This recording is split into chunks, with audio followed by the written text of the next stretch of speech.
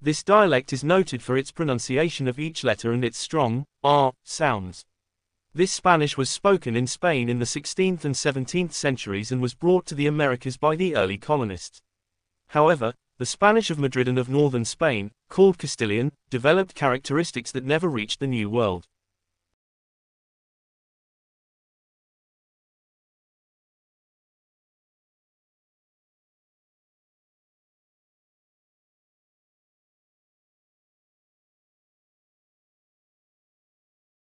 Well, in 2004 we integrated ticketing in southeast Queensland, so we introduced a paper ticket that allowed you to travel across all the three modes in southeast Queensland, so bus, train and ferry, and the second stage of integrated ticketing is the introduction of a smart card, and the smart card will enable people to store value, so to put value on the card, and then to use the card for traveling around the system.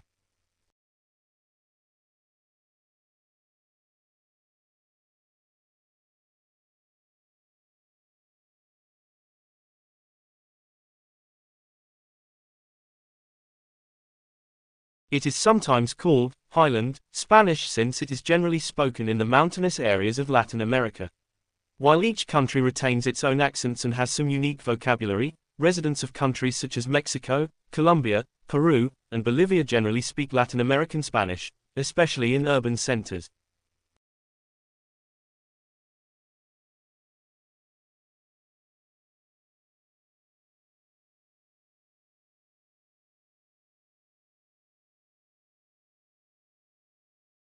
For all his fame and celebration, William Shakespeare remains a mysterious figure with regards to personal history.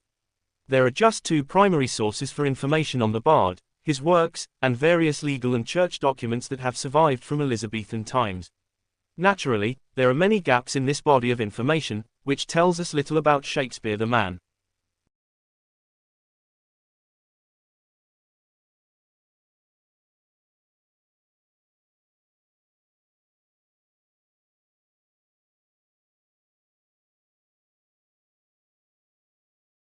Promoting good customer service must start at the top.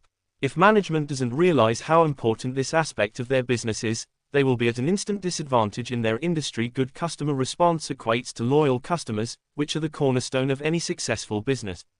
No matter how much money you invest in your marketing, if you don't much have the fundamental elements of your business right, it's wasted money.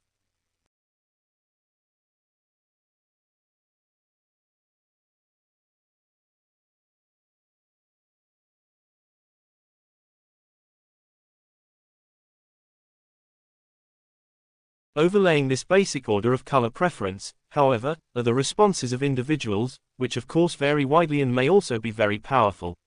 Children are likely to have strong preferences for some colors and aversions to others, but sometimes will not admit to them, since outside factors may be influential in determining both color preferences and the way that they are expressed or suppressed.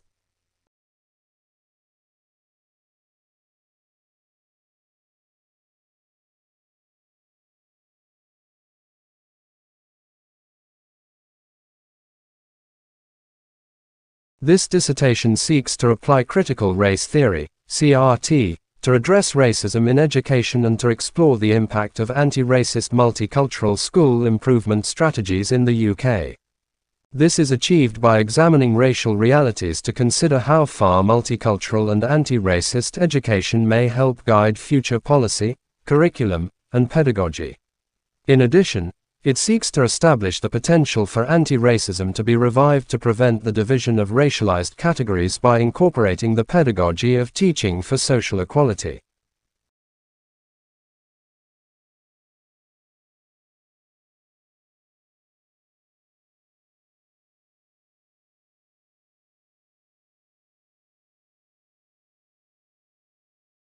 For instance, it has been found that when schools address racial bias alongside other kinds of inequality on a whole school level, it benefits all pupils because it enables organizations to build intervention strategies on a more comprehensive understanding of all learners' necessities who may be disadvantaged on multiple grounds.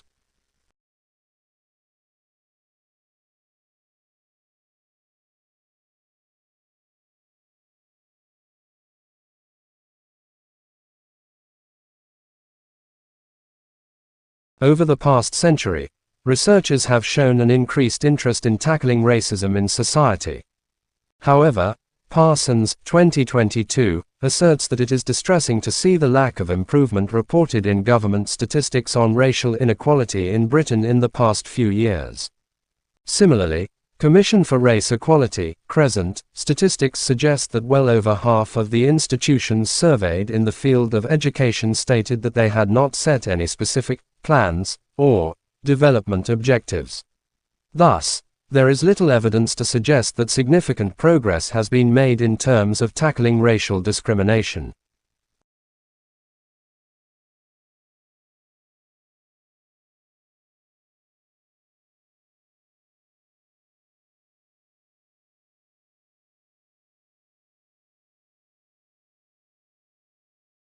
First, I want to express my gratitude to my lecturer, Dr. Katie Wright, Reader International Development, for all of her help with the dissertation.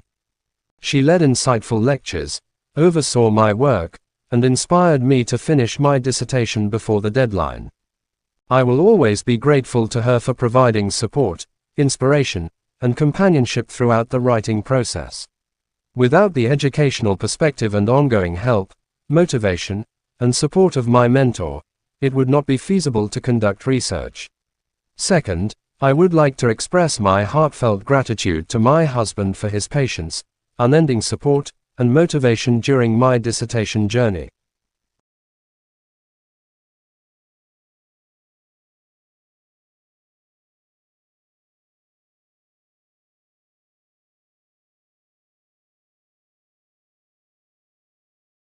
Multicultural and anti-racist educational strategies can also be effective in promoting a sense of democracy and providing a foundation for social peace. Multicultural, anti-racist schools can have a significant and positive impact on society. Multiculturalism in the UK has been based on two major ways of thinking: classical liberalism and pluralism. The former is grounded on human rights and personal freedom.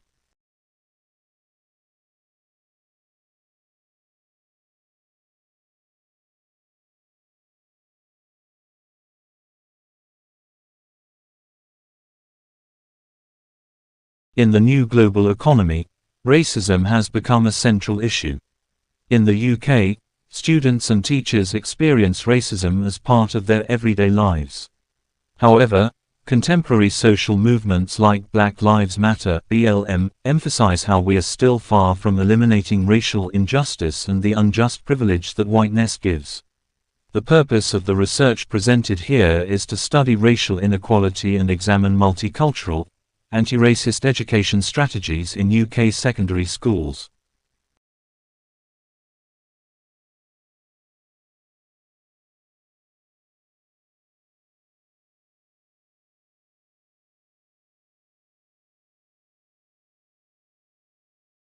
According to anti-racists and multiculturalists, racism is a fundamental component of capitalist societies with a white majority. Moreover, anti-racism, as a racial endeavor, protects against the manifestation of racism in society.